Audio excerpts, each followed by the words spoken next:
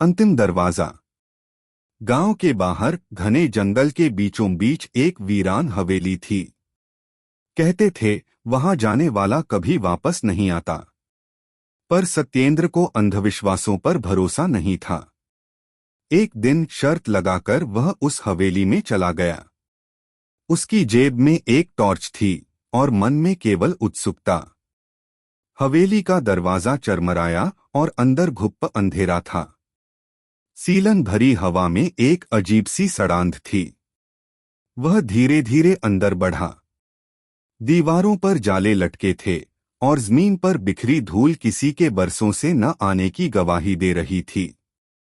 अचानक एक दरवाजा अपने आप खुल गया। हल्की लाल रोशनी वहां से छनकर आ रही थी। सत्येंद्र ने अंदर झांका।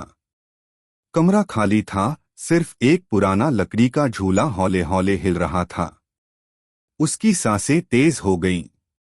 तभी पीछे से किसी ने उसका नाम पुकारा, सत्येंद्र। वह झटके से पलटा, पर वहां कोई नहीं था। उसके हाथ पैर ठंडे पड़ने लगे, लेकिन वह रुका नहीं।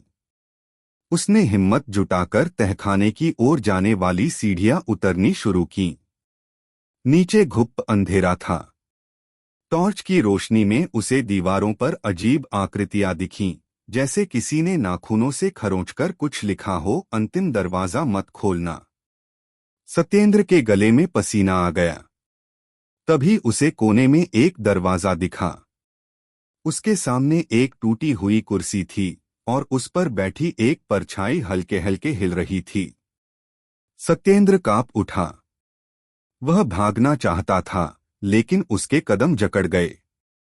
तभी दरवाजे के पीछे से किसी के हंसने की आवाज आई, एक कर्कश, डरावनी हंसी। वह चीखता हुआ बाहर भागा। दरवाजा जोर से बंद हो गया। जब उसने पीछे मुड़कर देखा तो वहां कोई हवेली थी ही नहीं।